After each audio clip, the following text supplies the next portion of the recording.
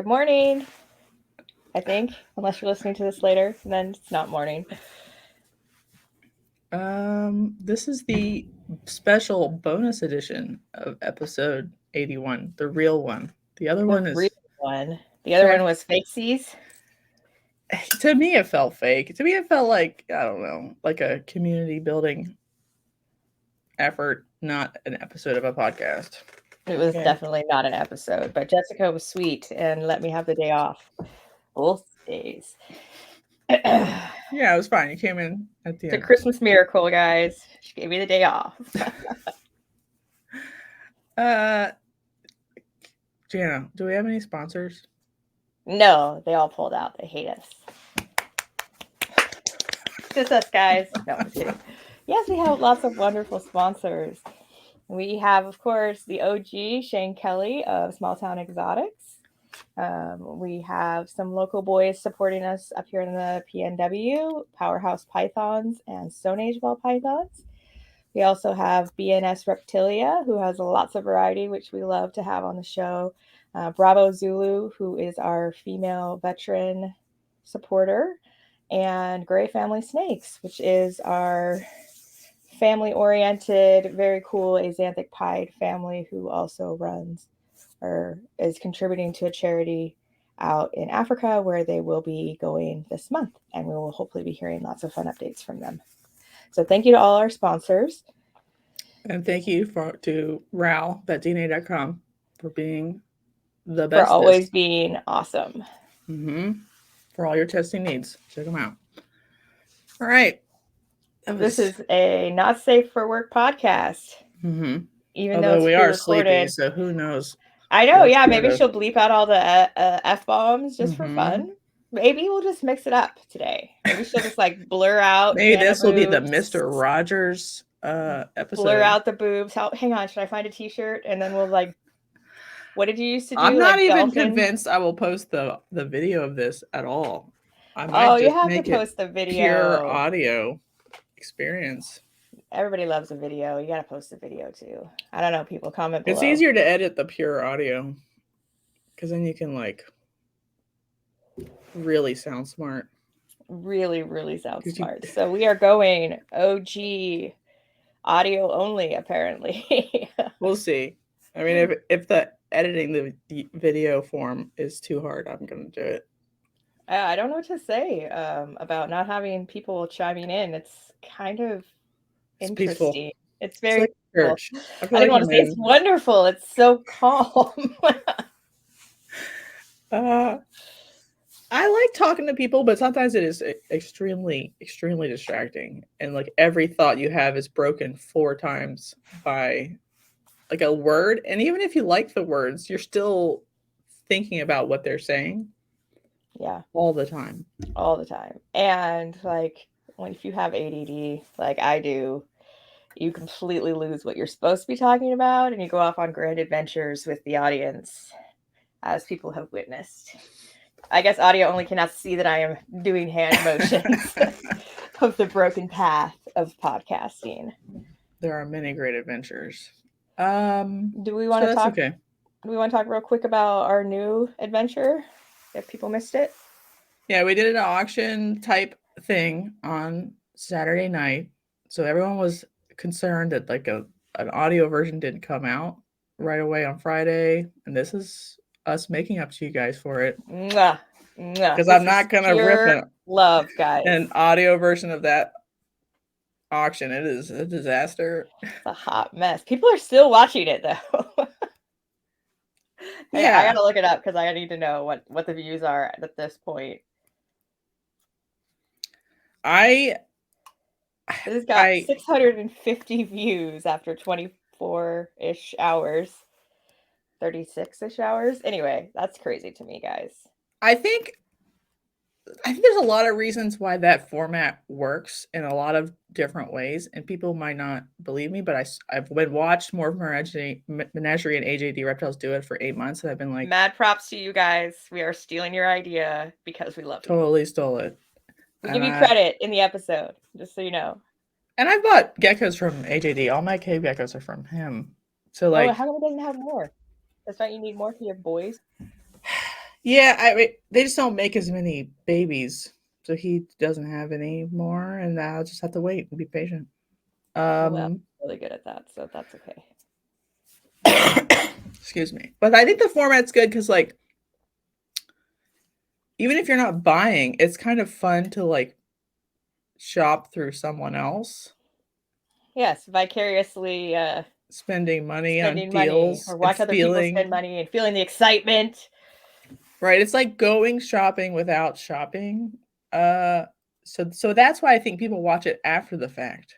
Well, it's also There's like going no shopping with like 50 of your reptile buddies.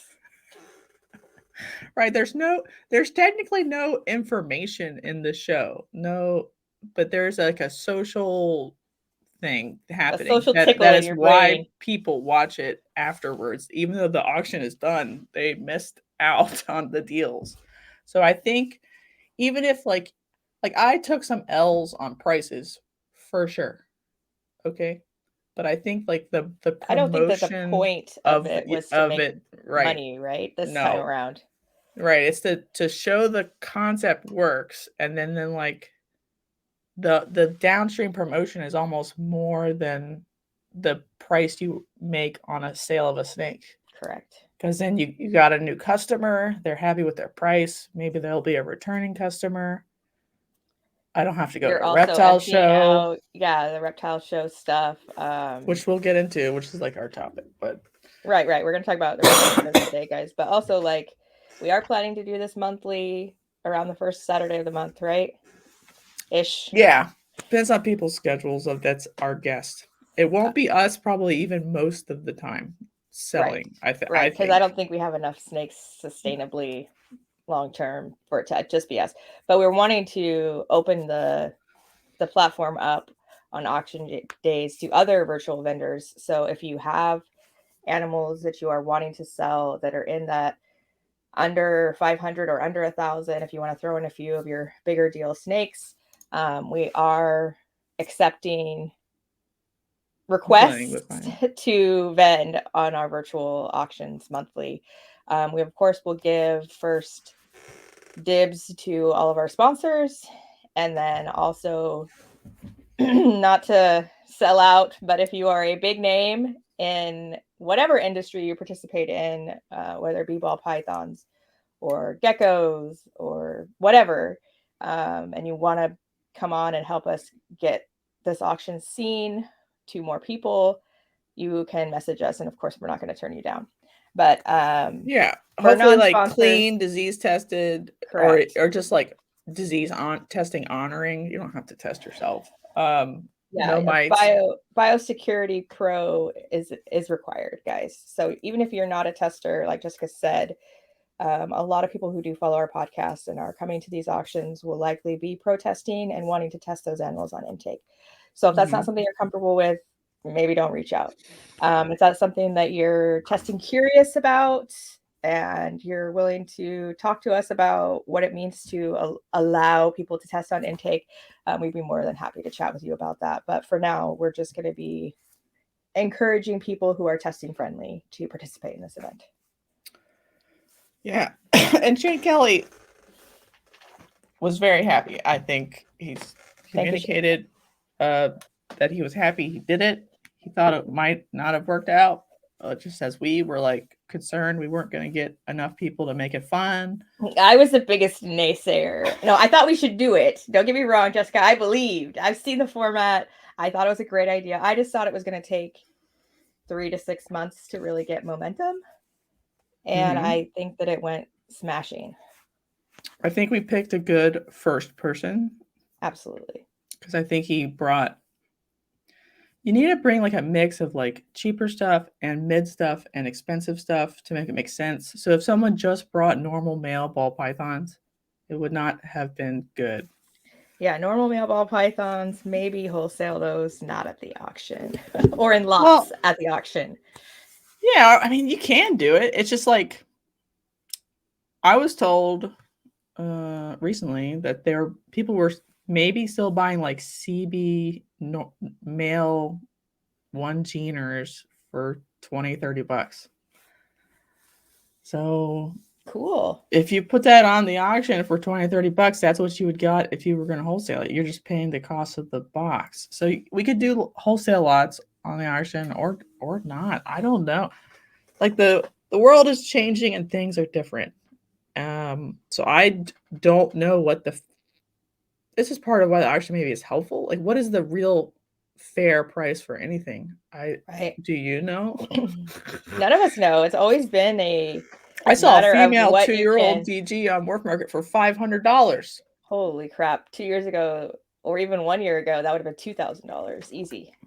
Right, and I do think somebody bought her, but it's the prices are very confused right now. So for like the low end stuff, maybe I've been like asking too much, even for like. Now I've cut all my low end stuff that's normally between, like 2 and 5. I've had to lower it all to like under 300 for shows and stuff.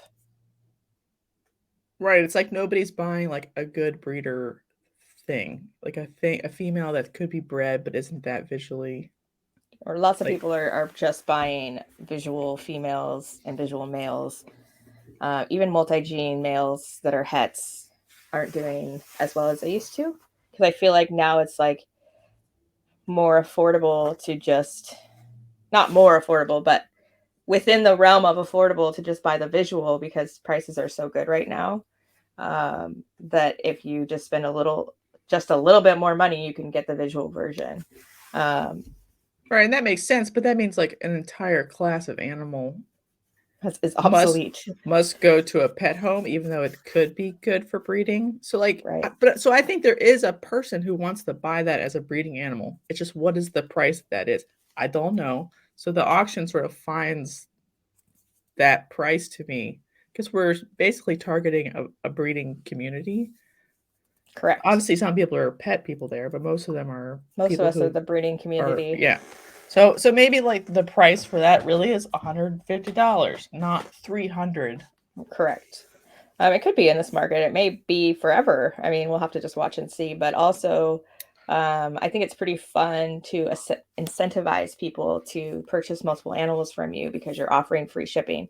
So if they're getting an animal that they really, really want, and they're $100 from free shipping, it makes sense to fill up that box and spend that $100 on receiving a animal that you wouldn't buy by itself, but throwing it in your box for basically free for you makes sense. I don't know. I'm really excited, Jessica. Are you really excited about it? Yeah, I think it went well. The one negative, it's not a negative. It's like a good. It's like you have to message 40 people the next day to get info and stuff. Yeah, that's why I didn't really want to participate myself. It's because I have a show coming up. So I need my inventory for that. And I'm low on inventory now anyway. But also I didn't want to have to deal with a bunch of shipments the week of a show, which is usually when I'm doing all my prep.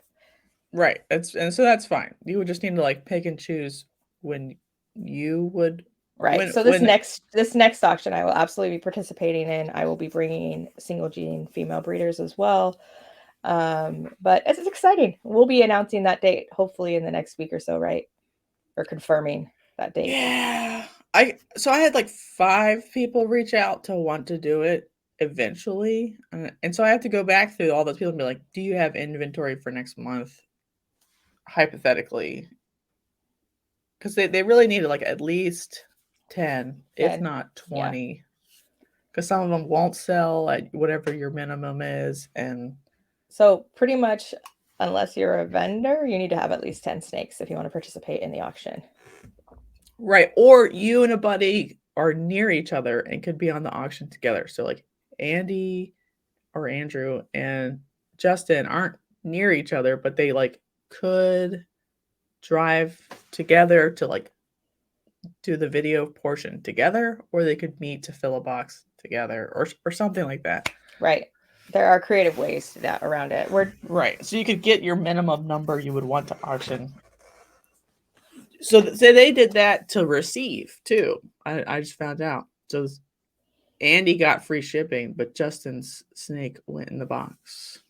Good job, guys. Good job. They're in the wolf pack. Whoa, whoa, Oh, so a lot of guys in the wolf pack said that they're excited and interested in participating. Good. So I'll make a list. Please join. I just don't know, like, we don't want to do them every week. We don't want to do them even Hell every no. 2 weeks. We want it to be like rare enough that it's worth setting your schedule to watch that on that Saturday. I know other stuff streams on Saturday, but this will be more fun. So fuck them. Just kidding. Or you can have both on. It's fine. You can pull a Will. Yeah, I think Will was like, "There's too many things on right now." He was freaking out. That's funny because he watches like 3 at once, so there must have been a whole bunch on that we were right. But this is like so long. You could almost like bounce in and come out. in for the first hour, go watch something else, come back. I don't know.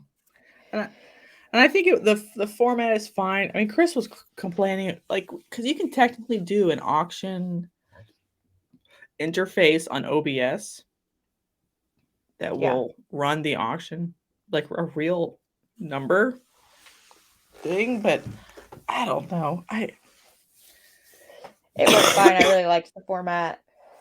I think there was a little bit of kinks to work out. So if like one of us can put it in a banner that's going to go across the screen, like what it is and what the starting bid is, and maybe even like the vendor it's from, I think that might be helpful. So one of us might be able to do that while other people are vending their animals.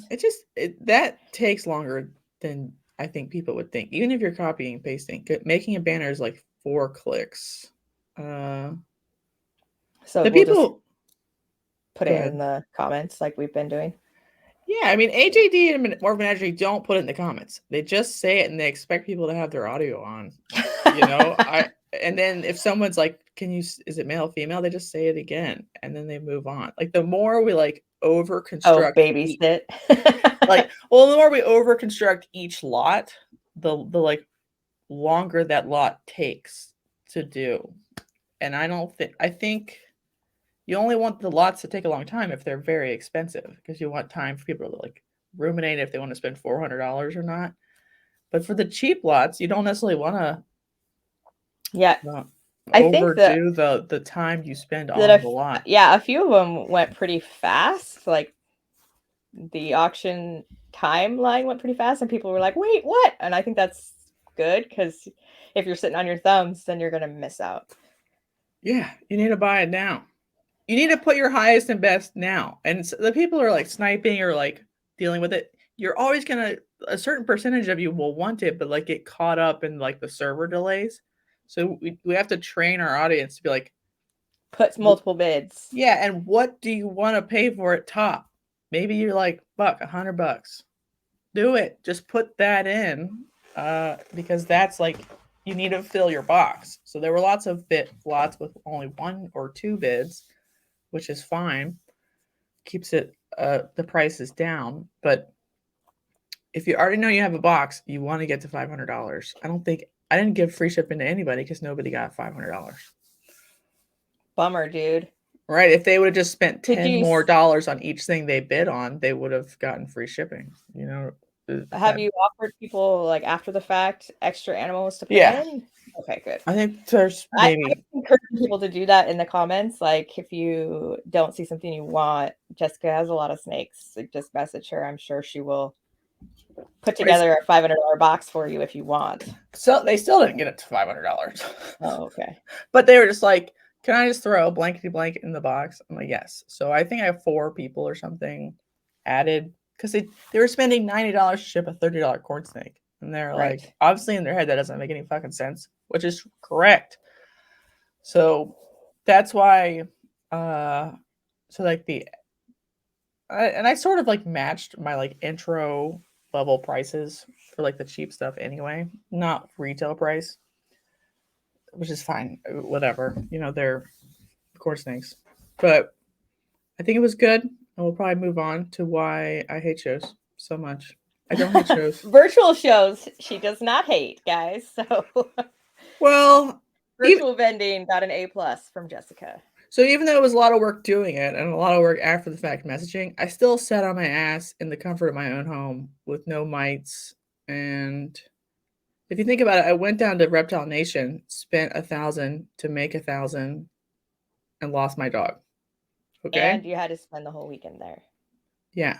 And So I pack didn't it all get up in and out. and we'll get into all that. But like I don't even know what I made. Maybe I got sold a 1,000 plus on Saturday. Did not have to do any of the other stuff. And so the profit is like the real profit over the production of the animals and the cost of the box and stuff. So that was at real profit, not like make believe show profit. Yes, I concur. In my opinion. All right, let's talk about shows. Are you ready? Let's do it. Hell yeah. And shows will probably be still part of what I do. I'm signed up for 2 more. If they continue to be not satisfying, I'll probably just not do them anymore. But I think they still have a place because you still need to do lots of very show specific things. Yes. Okay. Yeah. You want to read some pros or talk Do you want to say the shows that you're going to be in? I'm doing the June, like end of June, I don't remember the date, show me in OKC, and the July Herp show Shawnee. So I'm going to do 2 that are like 2 hours away. That'll be pretty soon. Because maybe, and their hotels are cheaper. And I might try Odessa, Texas, but it happens to like fall on the Show Me show or the Herps July show date. So that would be like the next one to try. Right.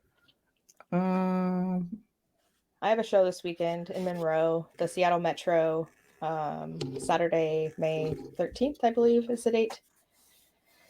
And we will be there. We'll be there selling snakes. We'll be there selling like starter, help me out, Tupperware sterilite kits for ball pythons and hog noses and corn snakes. My friend Hillary with Hill House Hognose is putting those together for me to be at my table, and then we'll also be doing my kids' snake stuffies, and she bought a whole bunch of newer inventory this time to try out, so that'll be fun to do. And we're also thinking about going to the Big Sky in Missoula, Montana in July, so we'll see. I haven't decided yet. How far away is that one from you? I think it's driving? 8 hours. Okay. 8 hours is a long time. Yeah, but it's worth it for various reasons that we'll probably get into later. All right. All right. What is your favorite pro for shows? The number one. I like that I can buy animals probably and dry goods vendors, feeders, plants sort of conveniently. Even though I go to make money so you can spend money. Well, like I like stupid shit like bamboo rat snake and weird corn snakes. So and I always look for weird stuff, but it doesn't cost very much. So like I don't necessarily want to spend $90 shipping either. So if it's there and it's a vendor that doesn't smell weird or look weird, that's very convenient for me. So as a vendor, I get like the pleasure of checking stuff out.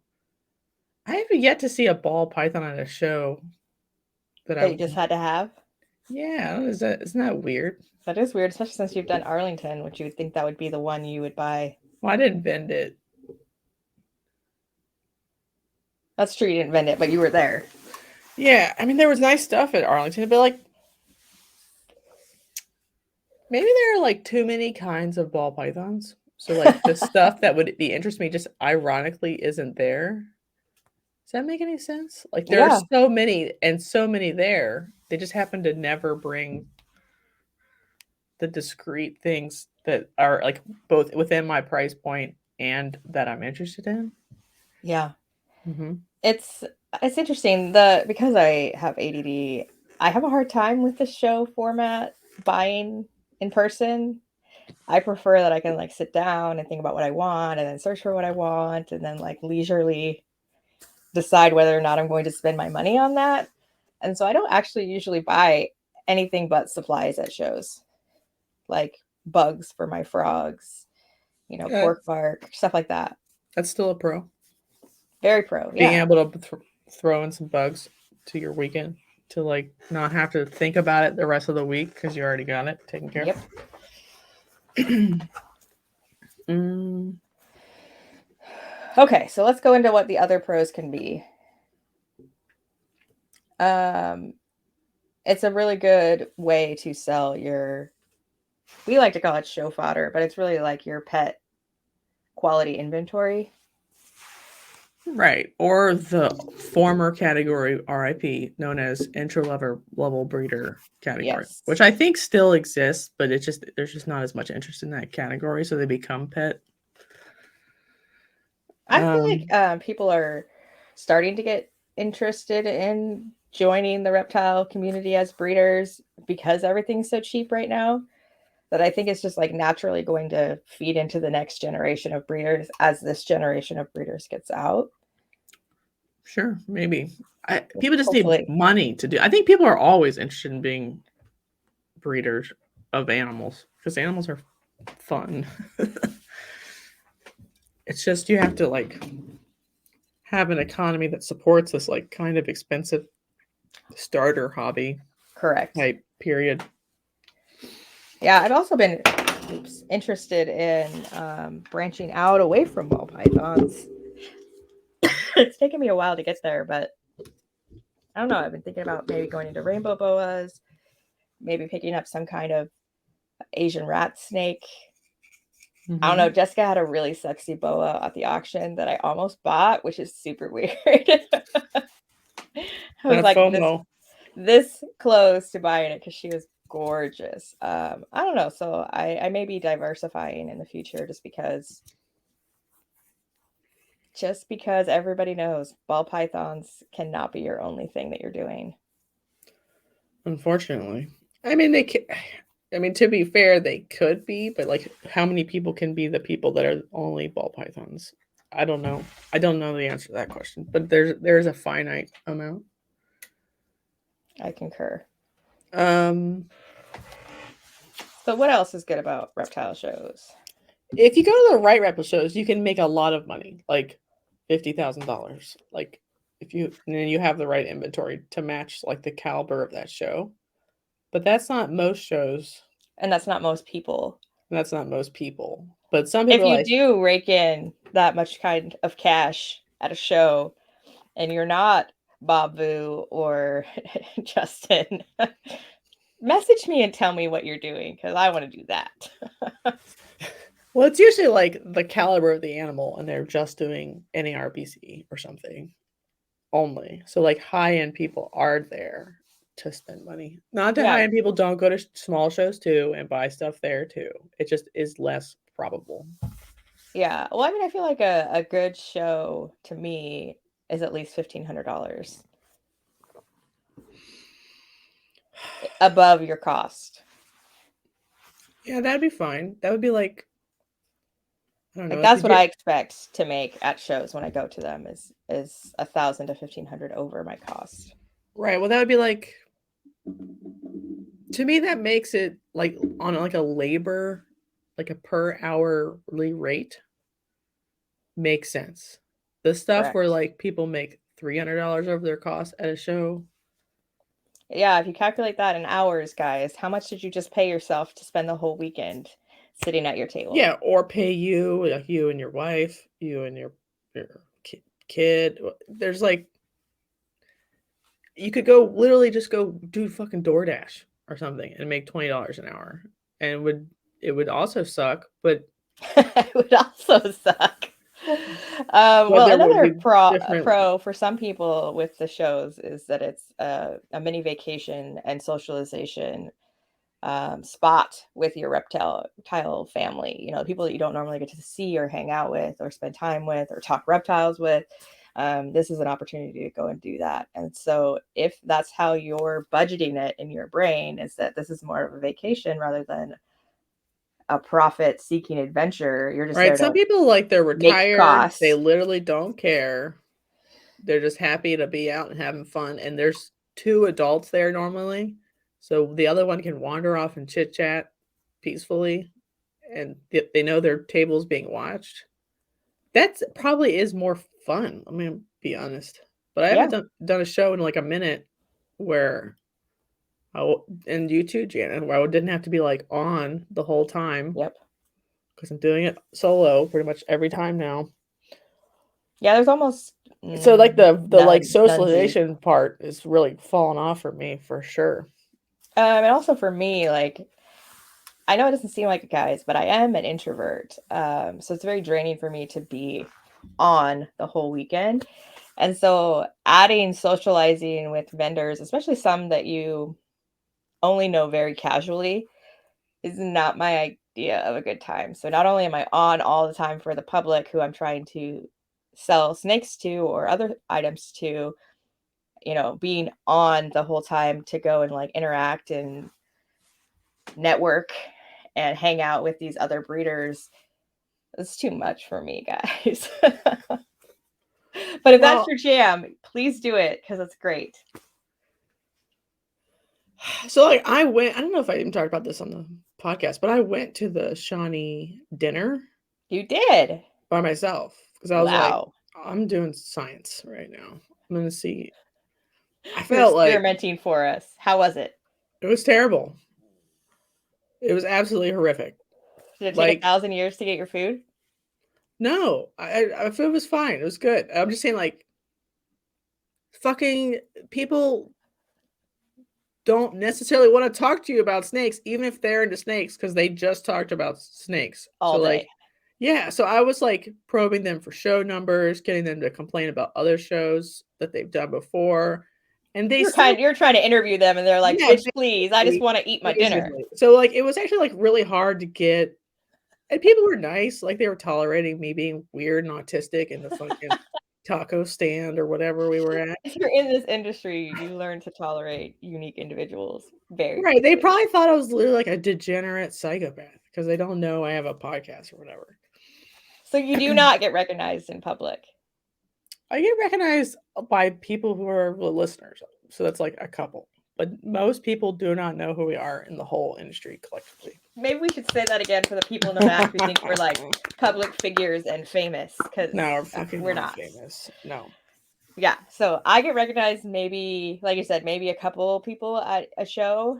And I've only been recognized in public for my podcasting one time. And I was in a reptile shop locally. So that's right. I've never been recognized in public. But it feels like that's not really public. Right. It's super associated. It's super local to me, literally like 15 minutes from my house. And so the fact that the owner of the establishment, I think it was Paradox Reptiles is the name of the store that's local to me. He like sought me out in his store and knew me by name.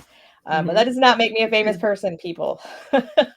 It's just somebody who's like in the industry locally who's aware of those around him, which isn't my strong suit, but is most people's strong suits. Just knowing who their fellow vendors and stuff are. And to be clear, I bet other shows' dinners are better. I've never been to our local show's dinner.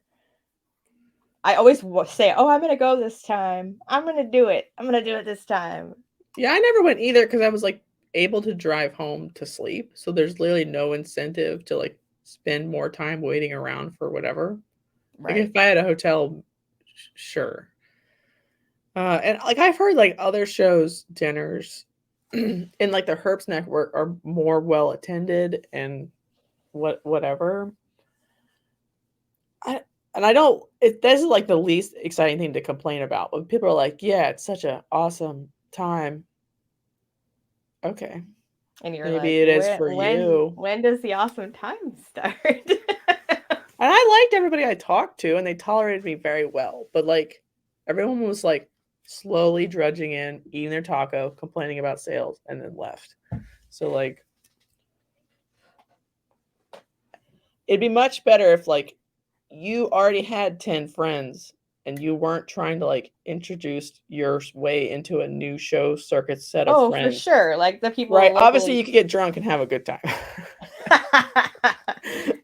Yes, you could. So, I think that's what a lot of people here do is that they just get really trashed and have a great time. Like I've been at hotels that are near events and a lot of other vendors are at those hotels and I don't go out to the dinner and then I come back for my dinner and they're all, like straggling in, tumbling in from their vehicles, just Don't drink and hammered. drive, everybody. Yeah. Hopefully they had a DD. I did not ask. But they're literally like falling down on their way to the elevator. And I like to have a good time, don't get me wrong, but that the next morning when like all those people who went to the dinner are super hungover, I'm like, you know what? I'm glad I didn't go. Yeah, I don't ever want to do that, especially for a show when you're supposed to be like professional the next day and coherent ever. And I So feel that like doesn't appeal to me anyway. But I can understand like you have your little clique of friends and you finally get to see them every time or whatever. But I'm honestly like an unsocialized bitch. So like I don't know if I'm ever gonna have a clique of friends at every show I go to. That's like my special her special friends. Austin, Texas friends. Yeah, I don't mean to be arrogant, but like I'm the youngest of a lot of siblings, so I grew up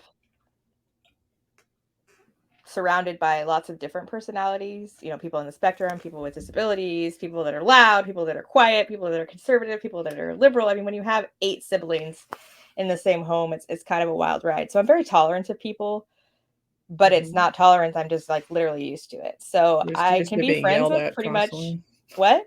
You're just being yelled over constantly. Yeah, like that's why I interrupt people when they're talking, or I just talk right through them. Like literally in my house, if you didn't just speak, no one was going to make a spot for you to speak. Like there was not like a wait your turn to speak and then you'll be heard. It was like you got to speak up or no one gives a fuck. You got to hold your own space at the table or no one will leave you any space at the table. And so that's kind of been my mentality my whole life. It's like you got to make your own space and take up your own space. So I don't have trouble making friends. But like I said, I'm so exhausted at that point that it's like You're not at your best to be the most fun. I don't also want to be making friends today. I'm making customers and future customers. I'm educating children. That takes a lot out of me, but it also like gives me a lot in return. I feel like I spend the majority of the show talking to children and their parents because I think that that's really vital to our industry and to encouraging new people to come into our industry as they're growing up, you know, which is a pro. Right. Educate the public, educate the parents, get the kids excited about it. Maybe you'll also get the parents excited about it. There's been a number of occasions that I've sold people a pet for their child and now they're in the industry. So this is like a win-win-win-win for me. Whereas having more reptile buddies, because I stayed up late and got drunk with people I vend with, that's not a priority for me. But it could be a priority for you. So it's a great opportunity if that's your personality. But for me, it's all right, let me play devil's advocate. Okay. What if somebody told you that you would do better catering to the buddies because that's the high-end market you want to be in anyway, and not so like you should be networking with buddies at night, even if it in whatever form that is. You think that's when like all the good like backdoor deals are happening? Yeah, or whatever they say margaritas on the streets, you know, the deals, the like maybe they won't want to buy from you because they barely know you because they think you just sell pet bananas, but you actually have better stuff on your table than that, but nobody checks. Like right. It's totally fair. It is probably an avenue that I am not pursuing or marketing correctly. I'm okay with that at this current juncture. Yeah, I breed corn snakes, so fuck all opinion. Right. So what Jessica's trying to say is if you go to shows and you don't have a clique of friends in the reptile industry, that it may behoove you to ingratiate yourself into that show circuits every day crowd. What? Suck dick every day. Suck dick every day. I can do that. I mean, if all I need to do is show up to dinner and suck dick to network, I can do that all day. I mean, some shows are like so frenzies that there are literal cliques now, and it's somehow like it's like a sort of a conspiracy or something. Yeah, it's like say which shows to not make anybody feel bad or whatever. And I think they don't think they're doing anything wrong, but maybe like whoever's not in their club is like, damn, I don't know. Should I suck their dick? What should I do? Whose dick gets me entrance into the club?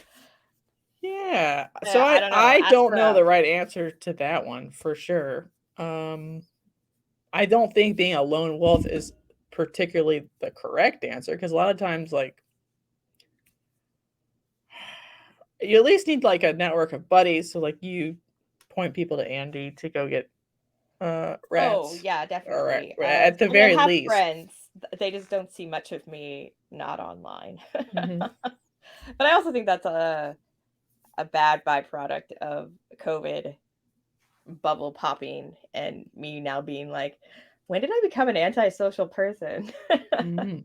Because I used I to know be we missed really Chris's social. barbecue. I would have gone to that. I would have Probably. gone to that in a heartbeat. And I know that the wolf pack, I woo woo. I Oh, know that they do barbecues, I think in like Portland and stuff. And so I should probably hit that'd one be of fun. those. Yeah. So those kind of things, that's different for me because I feel like the barbecue isn't the same weekend as a show. And so you can not use up all your energy Mm-hmm. networking. You can use your energy being a vendor. So for me, it's like the same cup of energy that you're drawing from, and I need to save mine for vending. But maybe I'm doing it wrong. So I don't know. We should definitely look at that in the future. I will be considering that later. What is the biggest con for you? We all know this one, but tell us anyway. It's definitely biosecurity, but like the other one is like it's rarely profitable, even if people think it's profitable. Is my second very close tier con. Because nobody accounts for the cost of buying the products or making the snakes when they're like, I made $1,000 profit over my table and electricity costs or whatever. But how much did it cost you to make the kinds of snakes that Right. sell You at mean that they're show? taking out the obvious things like travel and table costs. And most of the time if you've vended a few shows, you've like paid yourself back for the supplies that you've bought. I know I Oh, have. you I mean for don't like the overhead cost for banner? the show. Yeah, the banner and your setup I and don't your know when you eventually you do, but like whatever. Let's just say you made them all yourself.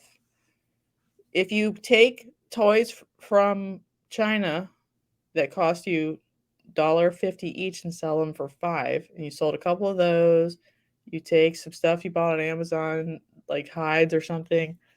Everyone's like, I had $1,000 weekend, and I sold mostly Pangea and toys, but it cost you 60% of that $1,000 to buy and ship and merchandise the stuff on your the table. stuff. You had a $400 weekend, and then you pay sales tax on $1,000. So you really had, even here, sales tax is 8.25% for some fucking reason. Yeah, so And you we just have plan income to tax. take off 10% of that. So that's Right. $100. So you really had a $300 weekend. You had a $300 weekend. And So if now they're telling you their profit, they forgot to subtract their table. There's their table cost. So you really had a zero weekend.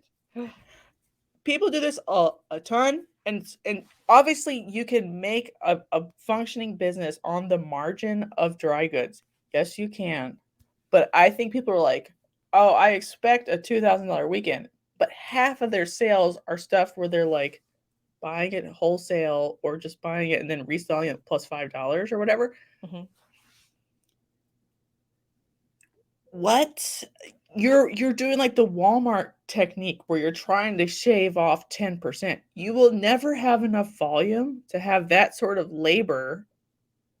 It just should be a supplement on the side. All of your margins are in the livestock, and obviously the margins go down over time the longer you hold them because of the holding cost.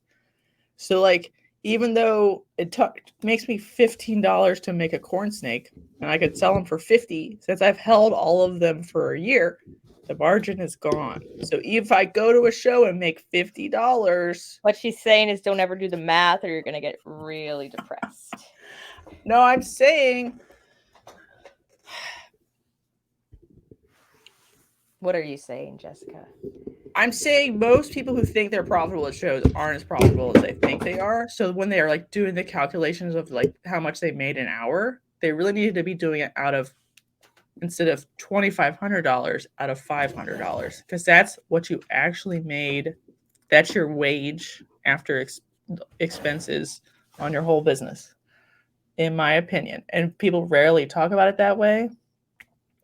That's why when I go to a show and there's a lot of like stuff on somebody's table, I'm like, they've done the thing where they switched from livestock to dry goods because they can take the dry goods to more shows and it doesn't expire, it doesn't need fed, doesn't need taken care of, and they can set it out.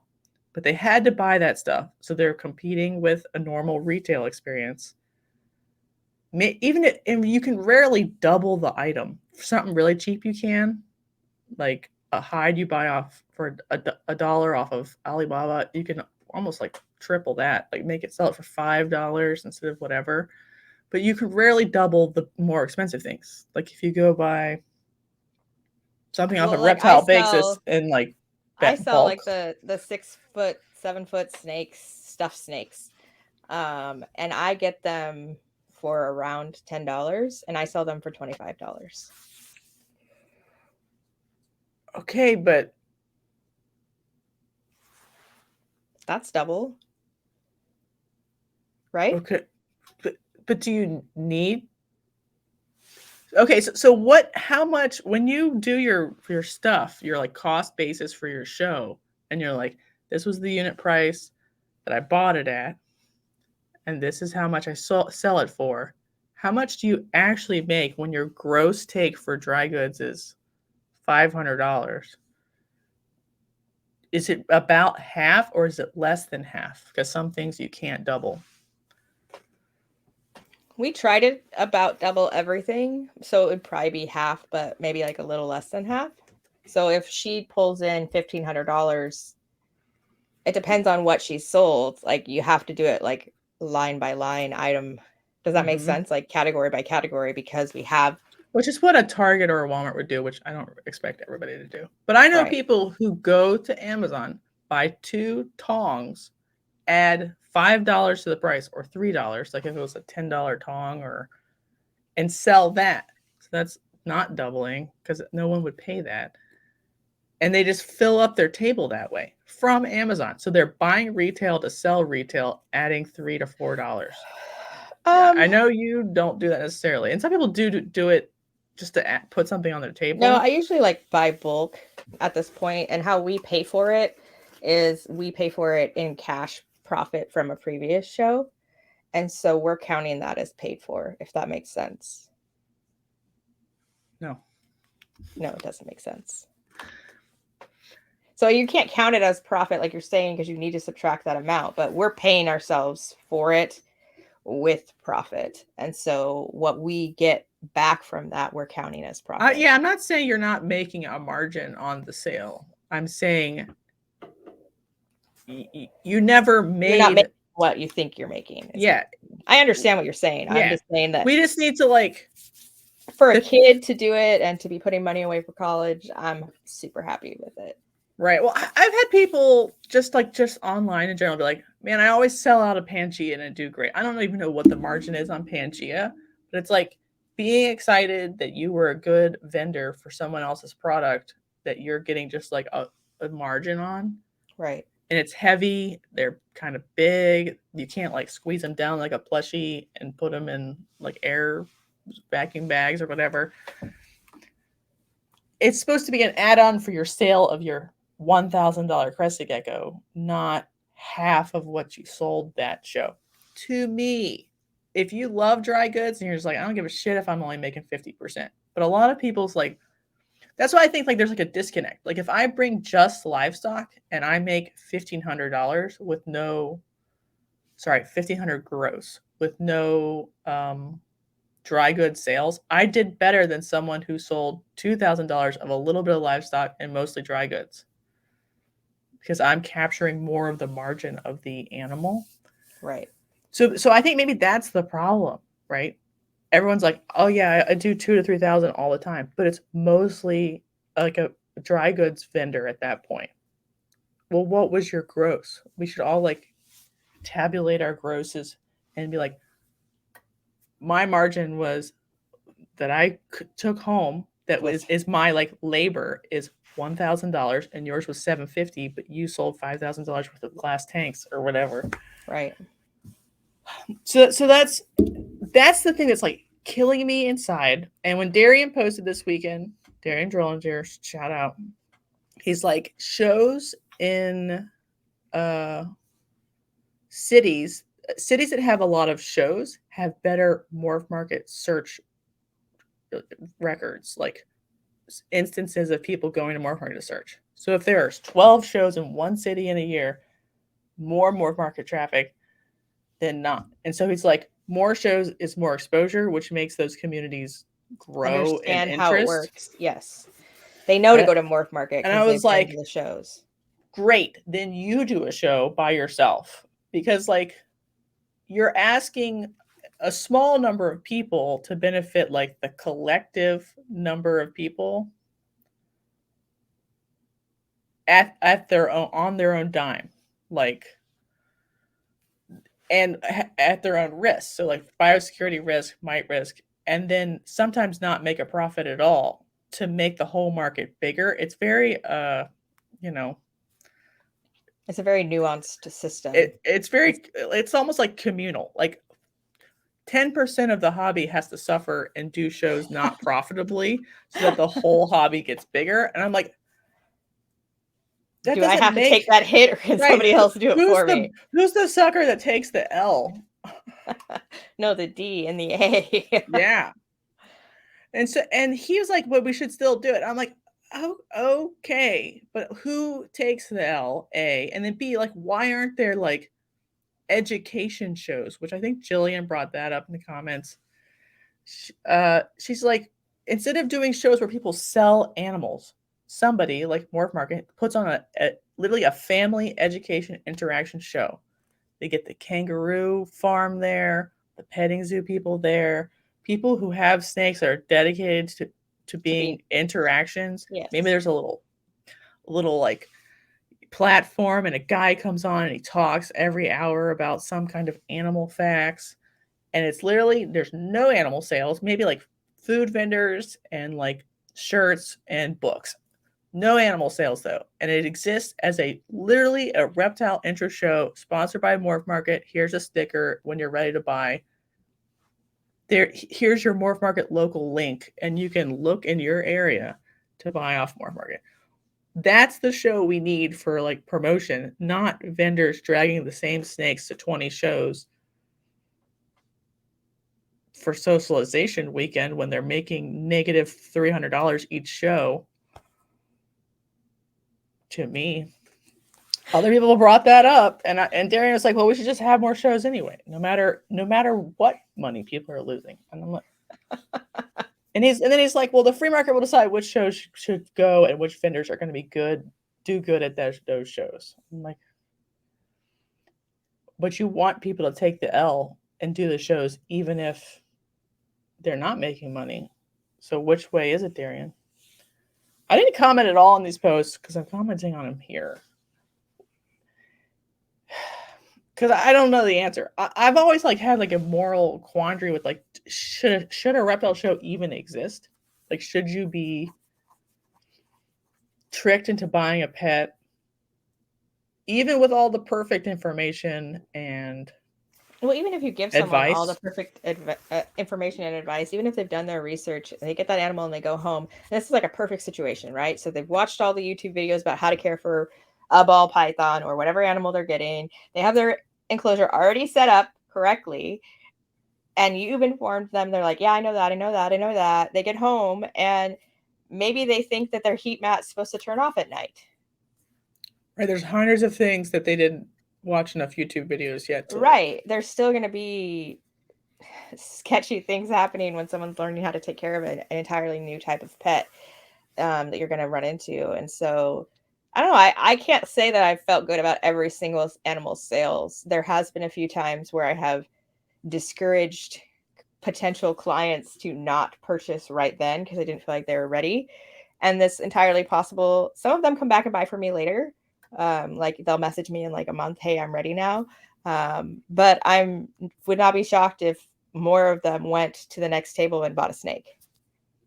So then you have to ask yourself, like, morally, do you want to just sell that person a snake because then you know they have you as a helper that's going to help them through it, or you're just going to lose that sale because you're not willing to push someone into something that you don't feel like they're ready for. It's a weird Mm-hmm. It's a weird quandary that you get put into. Like, I still don't have the right answer. Definitely different if the person is a person who already has reptiles. Like, I almost don't care. Like, you know how to do it correctly. I know you do. So, like, buy what you want in the amounts that you want it in. So, like, a reptile show almost should be for them, but like a pet exposition training show is for the people that technically are what make up the door numbers at most shows. Like the family that got I mean, like, the question confused for and that wandered in. is that, are the door numbers going to be enough to pay for the people that are there? And are you going to make enough sales after the fact to be worth your time, or are you going to be taking an even bigger L in loss of time? Probably taking an L. So is that better because you feel like the biosecurity risk is removed, or because I'm still walking home with 20 snakes in my for sale rack? We just don't do shows like that, I think, is the answer. Yeah. So a question that or I've do gotten, very less of them. Like, if there were less shows that were hobby specific, like targeted at like, hobbyists, not in at our families. area, I feel like they do the correct number ish. Yeah, but let me just like make you a fake scenario. What if the shows were the size of Monroe, but with the very best vendors from the other one, and it was not hobbited at pet people, but at, so it was like a high end, tight, Bougie. small, bougie, higher door cost, and it had like lectures about snakes in Thailand going on in another room in the hotel, and there was stuff going on that made it interesting, like an old style reptile show where they were like what she's half saying education, half is in the next sale. year, Jessica's going to convince me to do a bougie weekend away HRP education and sales event. Right, and people do that now, but they don't do it everywhere. So, like, the pure sales shows, I think, are going to end up. I mean, I could be wrong because we did move away from it, but they're going to be consigned to like the like bad part of the hobby, where that was the time when we were all about just making money, and it wasn't about really building a community. It was about getting a banana in someone's hands as fast as possible, and then like moving on to the next sale. Have a 'Cause little I'm guilt not trip with your expo weekend, everyone. So I'm not Courtesy of Jessica. I've always been morally like really confused about whether or not it is just like a nasty swap meet, or you're having enough time to really, Nasty swap meet. It kind of gives the vibes sometimes, depending or on the ethics of the show promoters and who they're allowing to vend their shows continuously, and the standards that they set out. Because some shows don't have any standards or requirements. And as I'm branching out and looking at other shows I think on that's the a West con. Let's Coast, put that down as a con. yeah, I've seen The ethical shows considerations of the show promoters in all ways, like in protecting vendors, in having nice animals. But go ahead. and protecting animals. Like, I know that there's been like complaints at some of our shows that animals were thrown in the trash at the end, like, or animals that are Mhm. sick and dying are being vended, and that person is allowed to come back to the next show and are not kicked out of the current show where they have dead or dying animals on their table. Mhm. It's a moral quandary that you have to process within yourself and decide like the lesser of the evils. But I have had a lot of people reach out and ask Jessica, what is your post-show quarantine reentry process? I'm going to share mine real quick, and then you can give us yours, because I'm sure yours is a lot more detailed because you have multiple species in Uh-huh. multiple buildings. But I have an indoor rack. All the rest of my snakes are out in my snake shed, and my indoor rack contains my show fodder, my pet priced stock, if you would. And so when I come back from a show, they go right back into their own rack because I'm not quarantining them away from anybody. They're all in their own quarantine, like, continuously. But what's your process? So, since I have multiple species, each one goes to a different rack. But they kind of can, like, corn snake could be near a boa and a corn snake could be near a ball python, but they can't. I wouldn't put the boa corn snakes back near the ball python corn snakes, if that makes any sense. So Yes. in the room I'm in now is the return boa rack and the return corn snake rack. And in the other room, there's a like older in like the living room, there's a return older corn snake or return older ball python rack that switches between those two. Depends on what returns. And then there's like a sub-adult to return that could be for boas, but also could be for mid-sized corn snakes. And then in the other room, there's a return ball python rack. That was a lot of returns. There's like 7 spots at different size classes. That's why I'm like super reluctant to take a ton of adult female ball pythons that I need to let go to a show. Because where fuck all would they return to? Right. Not putting them back in the rack they came from. Not in the ARS with your, $7,000 clown pied. Right. So I have a sea serpent's like 5-stack 28 quart that like a small female could return to. Now, and how long do you leave them there? I usually do 30-ish days. 30 days. That's what I suggested to the people who had reached out, is a 30-day quarantine. That'll cover like mites, but it won't necessarily like cover diseases. Right, but I don't retest Nido on the way back in anyway. Otherwise, I would go up, run out of money, and die. So like that's like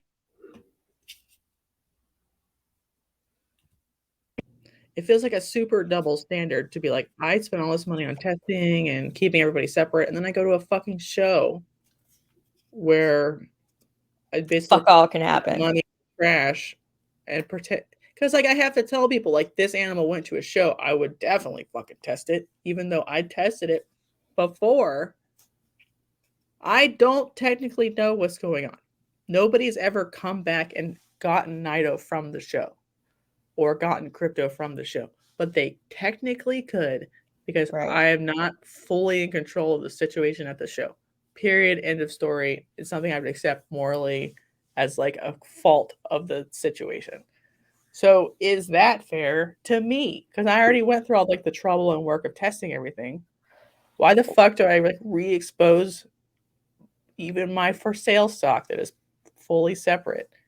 So what she's saying, people, in like simple terms, is that this is another reason we reiterate people who say that they have a 100% disease-free collection. That is a hard claim to. It's an impossible claim, right? To make and support. You don't even know all those diseases that could exist. Right. And Jessica, who is probably the most clean keeper and disease tester and biosecurity aware human that I've met in the industry, she's still doing all those things correctly. Like, she's bringing them home. She's not touching a boa and then touching a ball python. She has separate areas for them. They've all been previously tested. And so she's doing all the right things. So she's saying is it's out of her control as to what happened at the show with other people's touching of, if they touched the top of her display and they had just been holding a dying crypto snake. Which they could have.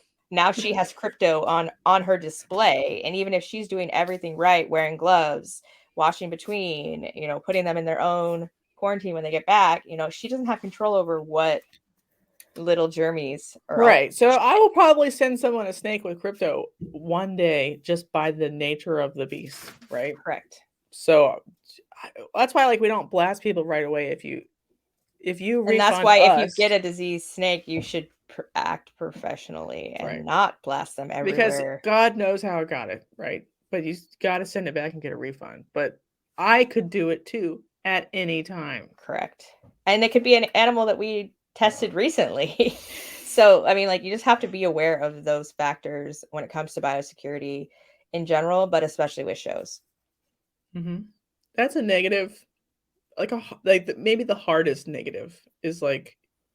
That's another reason why it's really exciting that we're doing this online auction, because I feel like I could go out into my snake shack and I can bring, put them in delis or whatever, or be out there and just grab them from their bin, change my gloves, grab the next one. And I'm not putting any of those snakes at any greater risk than I would on a Jana, daily all those basis. snakes I cupped up. So you didn't have what? So they were cold for a little bit, but they all got to go right back to their Oh yeah, they weren't out for 3 days. Warm. Yeah. Correct. So there's like a moral imperative to me. I know they're not suffering at shows, but like their lives are a little nicer here. So I don't know. I don't know the answer. Like I know a lot of people do shows and I think their animals are fine and it's fine, right? But what is the most moral thing for a snake to happen to them? Probably and shipping is a form of duress also. But probably shipping is nicer to a snake on average than going to a show where they're cupped up on Friday or Thursday and they're just chilling for a long time. So if more snakes can move in this format, that's got to be a win collectively. I don't know. What other negatives are there? What about promoters doing hinky stuff, Jana? Promoters doing hinky stuff. So we've talked a little bit about the morality of shows and the morality of biosecurity and the morality of the care and treatment of animals that are going to the shows, but we haven't talked a lot about the morality of dealing with show promoters. And locally, we have 2 shows in Washington and Oregon, 2 show circuits. And there has been some red flags, if you will, with one of the big show promoters. And, every time a red flag pops up and you get this like gross feeling in your stomach and you're like, that's probably really bad. And if I didn't need the money, maybe I wouldn't keep going to that show, but I do need the money and I do need to sell the snakes. And also you have this relationship that you've built with customers and returning customers and the community and brand recognition. And you have people that like message you and are like, oh, you're going to be there, right? I'm going to be there. So you feel obligated or like stuck to continue to do that show because in our area, at least, there's not many options. Mm-hmm.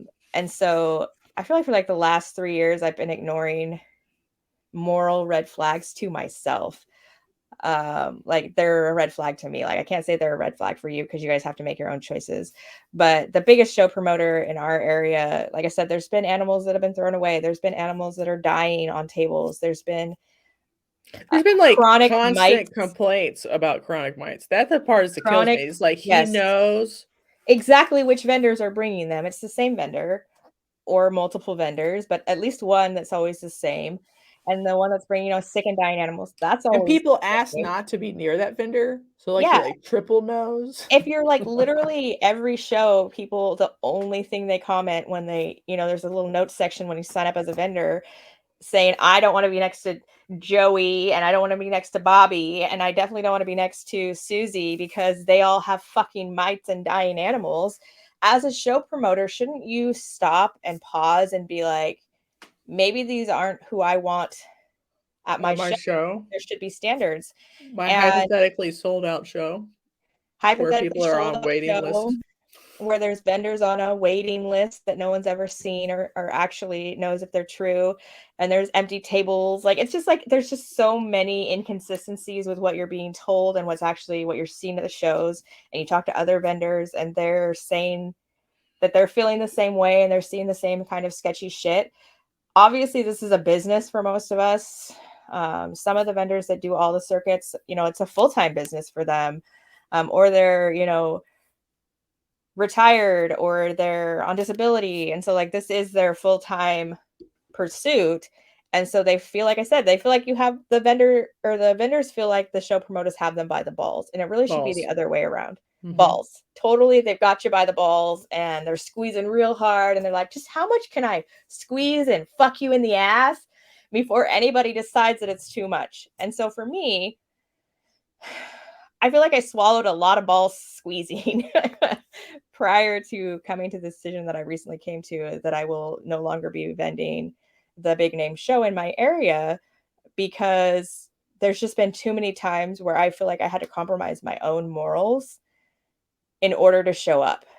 And Mm-hmm. if you're showing up, you're supporting that. And like I said, it's people's business. So I'm not going to be like messaging people that I see are vending this show and encouraging them not to. But I'm definitely going to say that if you've had similar feelings to me, and if the show promoter gives you bad vibes and they're consistently lying online, public forum, and things that you can physically look at, screenshot, take to the bank, you can see that they're lying, and you know that they're lying, and you're ignoring it for the sake of sales, there has to be a different pursuit.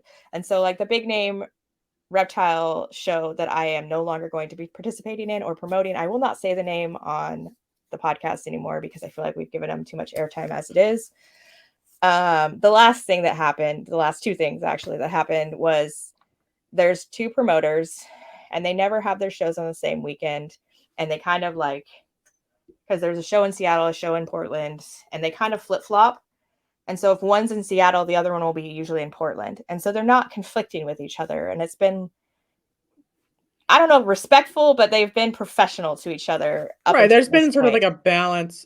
A balanced understanding of what's happening. Yeah. And the general public and the vendors all benefit from that situation of general acceptance and balance. And then recently, the bigger vendor decided that they were going to launch a smaller show.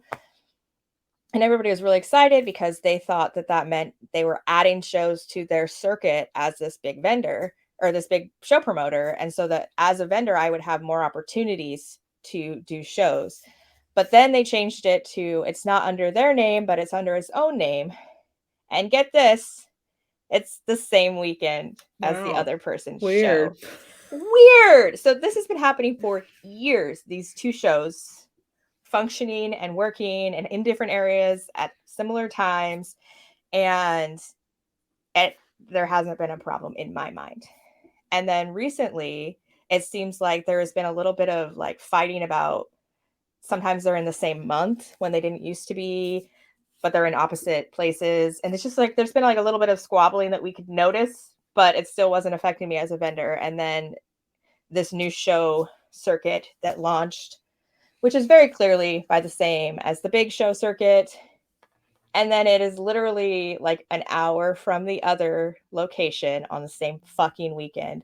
And when other people had mentioned online, you guys can look this up yourself. Oh my gosh, this is the same weekend as the other show.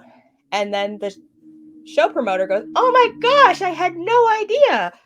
I don't keep track of that other show because it's not my business. Right. There's absolutely, like, statistically no way to literally have no idea. 0% way that they did not know that that show was happening because it's been the schedule for, I've been doing it for 3 years and the schedule has not changed in 3 years. So there is no way that he did not know that that's exactly what he's fucking doing. And if you ask around, there are people that will confirm that he has said that his entire intention is to push this other guy out of the Pacific Northwest so that he can have the entire Pacific Northwest to himself because he wants to be the biggest show in the Northwest. He wants to be the only show in the Northwest. And so it's like completely sketchy to me. And it just happens to be 10 minutes from my house, this new show. And it's a 2-day show. And the smaller show promoter only does 1 days. And as a vendor, I prefer to set up and do 2 days, even though sometimes the second day isn't as good as the first day. For me, it's still better to do 2 days. And people will agree or disagree. Like, that's your own personal opinion. For me, I prefer to do a 2-day show. And so in my brain, I'm like, well, I really want to do the 2-day show that's 10 minutes from my house because that's easy. And plus, these are people who easy. I wish I had a show 10 minutes from my house. This could might make me love shows. There's never been a show in my county. And so these could be potential future customers forever. Like, these are people in my backyard who will know me as a mom, who will know me because I'm in the reptile industry in this area. Like, this is a really good chance for me to network and do a lot of good for my business. But it's run by this really sketchy dude. And so I was really wrestling with the fact, because normally I would do this show in Monroe that I'm doing on the 13th, which is obviously the decision that I came to. But I really wrestled with it. And then the last straw that finally made me decide, like, I will no longer do business with this show promoter is he sent out an email mid-March that said, tables are filling up. Make sure you get in your vendor requests for tables right away so we can set up the seating chart basically.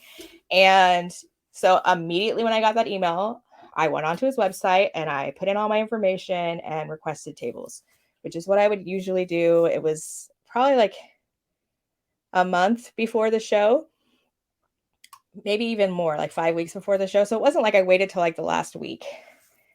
And then I missed an email from him somehow. And that's my fault.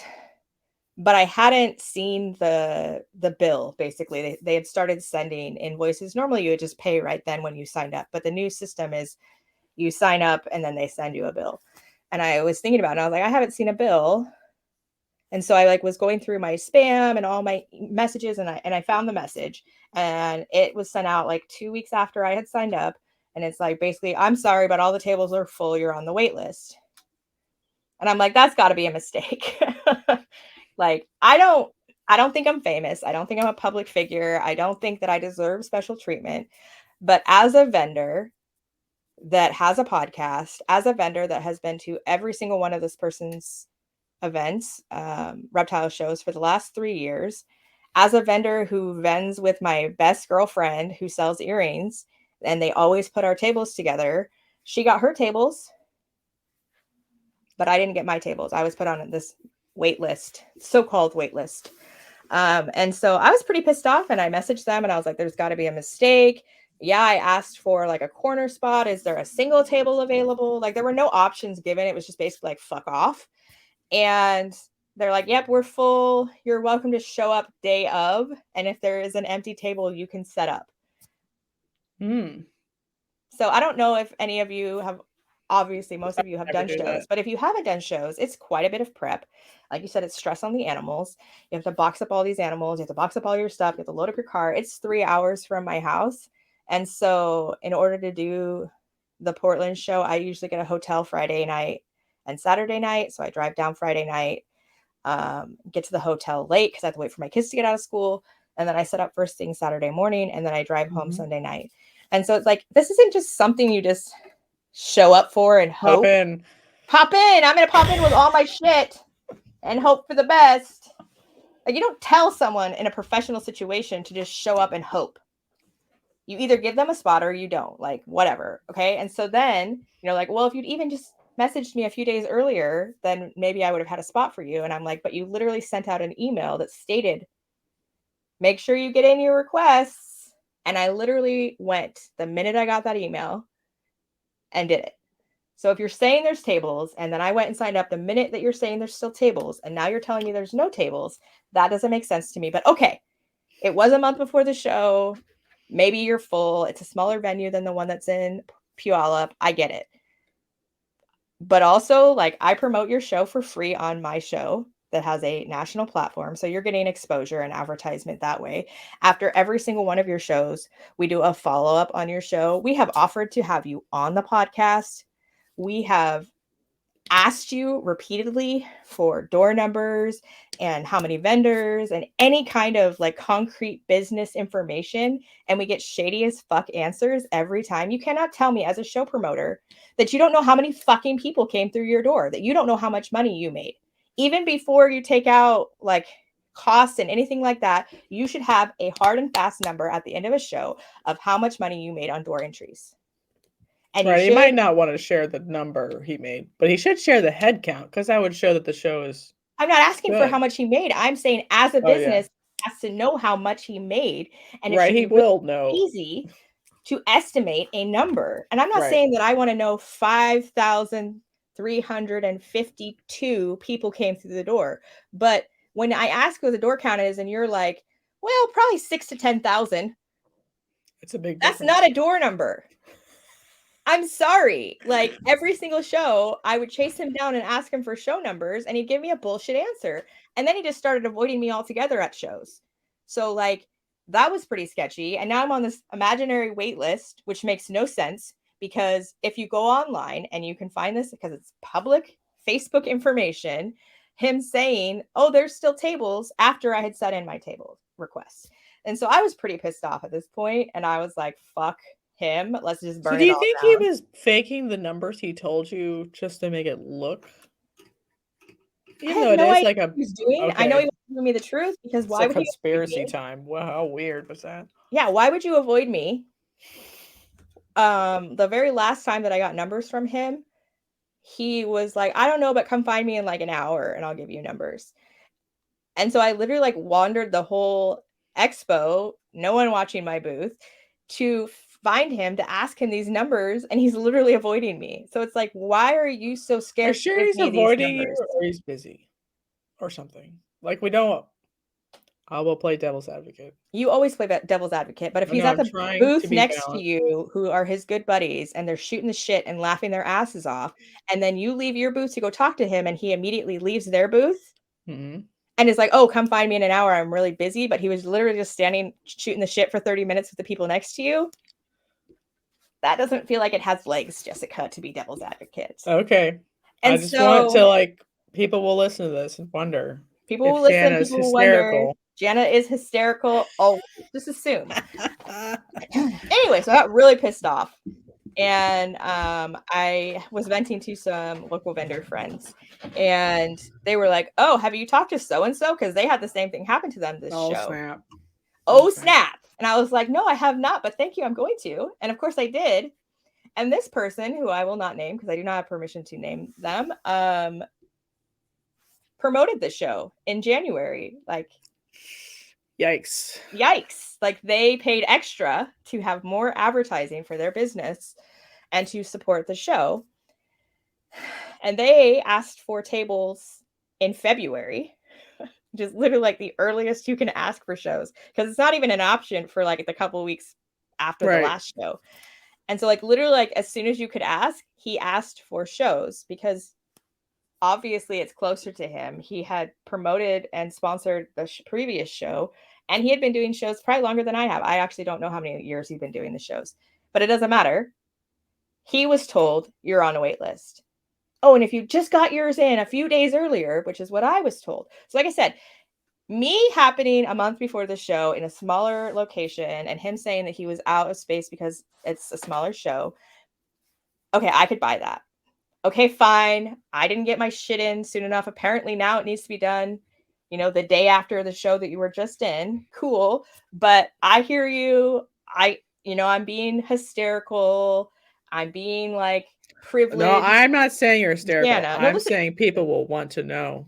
So, like, I could understand people thinking that if because of the situation in my situation, but this person, that doesn't apply to them. Like, they were early enough. They Mm-hmm. were well known enough. They had sponsored the event before. He obviously knew who they were being waitlisted. And then I asked how many vendors were going and how many of those vendors had multiple tables. And I had been told, like, there's just so many vendors that there's not enough room. And so I had followed all of that up after talking to this other person who was waitlisted. And I followed it up with a show promoter and I said, how many of your people have multiple tables? Or more than 2 tables even. And he was like, oh, well, lots of people have, 4 tables. Lots of people have 6 tables. And I was like, well, as a show promoter, wouldn't it behoove you if you have a shortage and such a long waiting list? Because he said he had over 20 people on his waiting list, but obviously wouldn't share that information with me. Wouldn't it behoove you to limit your tables to 1 or 2 so that all the vendors could come? Wouldn't that make sense to you as a show promoter who's trying to draw in business and have people there isn't it better to have 75 vendors, each have one Maybe get some table? variety into like the least variety filled show in the Right. Why would you not Northwest. want 75 vendors at your show rather than 60 vendors with 4 tables, have 75 vendors with 2 tables? Why would that not make sense to you? And why would that not be your responsibility as the show promoter? And so I asked him that, and he was like, basically, F off. Like, I have a huge variety. There's over 100 vendors coming, and I'm not going to tell my exclusive vendors that they can't have as many tables as they want.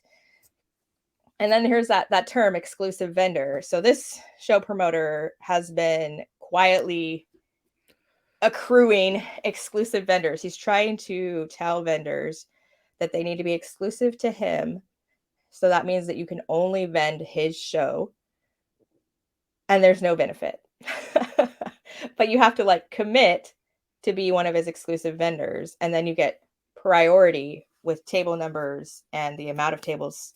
Or I guess you could sign up the day before if you're an exclusive vendor, because then you're guaranteed to go to every show. I don't know how it all works, but I have told him no on several occasions that I didn't want to be an exclusive vendor because A, I use this to pay for college. B, there's no benefit to me. And C, in the future, it is possible that Jessica and I will go to NARBC shows. We gotta get okay. So like exclusive vendor to him just means not the other small show right next door, but does it mean like not Big Sky or not? To my understanding, you're not supposed to do any, but I know of a few exclusive right. There's vendors, like national exclusive vendors that do other shows all over the place. And so it's like, it's super confusing to me what makes you an exclusive vendor and what makes you not an exclusive vendor. It's like how many times you've sucked his dick. I'm not sure. So if I could get clarification on that. National Hero Junior does vend this show. He vends all over the place. He is labeled as an exclusive vendor on their show material. On who? Which show? Which person? Junior. JMG Reptiles. JMG. Yeah, JMG comes to our shows and does phenomenal, and he's amazing. So he is listed as an exclusive vendor because he doesn't do the other one. It's so messed up, guys. I know he's listed exclusive, but I think maybe that's the promoter's idea of what makes him exclusive. It's just not doing one other kind of show. He's literally trying to put this other show out of business for no reason. And so for me, I don't know if Big Sky would like trigger the like maybe exclusive. I literally don't know. It's insane. I don't know. And guess what? I don't have to know or give a fuck because I am no longer vending for this person. I will never vend for them. I will never promote them again on this show. I will not be promoting them on my Instagram. We do have sponsors that attend these events. And that is their own business. They are not. Do we have a little banner? I don't even know it's not, not visual. This is not. I'm not speaking for our sponsors. I am speaking for myself as ASM Royal Tales. I'm not even speaking for Holdback Rack. I am speaking for Jana King. And so it's like, take it with what you will. You have to balance your own morality and balance how you're being treated in a professional environment. You have to balance what really pisses you off or what you think is fair. And I just think that this guy's ego and his shadiness has gotten way fucking out of control. And so I've done this deep dive into all the shows on the western side of the United States. And there's actually quite a few that are within 8 to 10 hours of me, which Jessica says is fucking far, and she hates this idea. But if you go on there, it's like unconscionable to let you do that. It's unconscionable. I would rather drive 8 hours and vend a small show for a promoter that literally on their website lists the requirements that you have to meet in order to come through their door than to vend 10 minutes from my house with a show promoter who fucking lies, who is sketchy as hell, who is literally trying to put another person in the industry out of business for no reason, who does not treat his returning vendors with any kind of courtesy or respect, who has this imaginary wait list. So it doesn't matter if you sponsor a show or kiss his ass or whatever you do. If he decides he doesn't want you there for whatever criteria you haven't met, but the rescues that are coming in with mite-filled, half-dead animals that don't even have like a, what is it, 503c3, whatever, right, that thing, they're allowed to vend. But somebody who is a legitimate business with an online presence and a podcast with a national platform, they're not okay. Like, I can understand if I did something sketch and he's like, bitch, you broke this rule and this rule and this rule and you're on fucking timeout. I can handle that. Tell me that. But there are literally no quality control rules. There are literally like no rhyme or reason to which vendors he's letting in. Like there are vendors that are coming in that have nothing to do with reptiles. Like there was a wood carving vendor that was carving like Mandalorian shit at the expo where there wasn't enough room for vendors of real reptiles.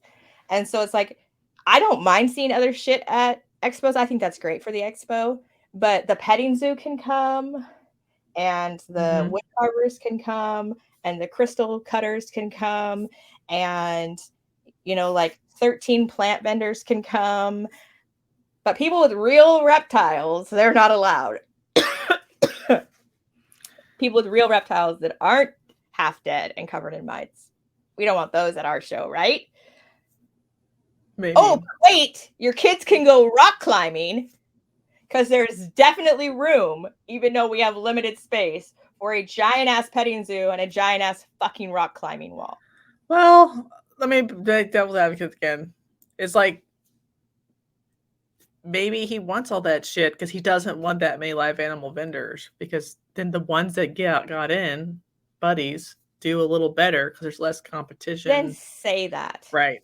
Then fucking own it. Say, you know what? I'm only letting in 10 ball python vendors to each of my shows. Right. It'd be like Reptile Nation's Choice or whatever, where they're like, I choose 10% plants, 10% dry goods. And I could understand 30% that ball pythons if you could be upfront about it. Right. If you're like, hey, my best buddies is this one and this one and this one, and they're always going to get to vend. And then there are 7 more spots for ball python vendors. And bitch, you took a long ass time to message me, so you're not coming. I don't care if you have a podcast. Right. That I can understand. Even if he wasn't professional, I could totally understand. But I got none of that. I got no realness. Listen, I got all bullshit. I hate shows, so. Anyway, so I will no longer be vending those shows. If you guys want a list of the other shows that I am looking at vending in the western side of the United States, I'd be happy to send you a copy. If you are vending with this person and this has offended you, I don't know what to tell you. This is my truth, and you do what you need to do. I think things could be made. Let me just put it this way: like things could be made better from the inside. I believe. There is absolutely there's a chance that's just like a weird vibe happened in his heart over the last couple of years, because like maybe door numbers were going down. I don't know, because it's post-COVID time, so maybe if people were his friends, I don't know.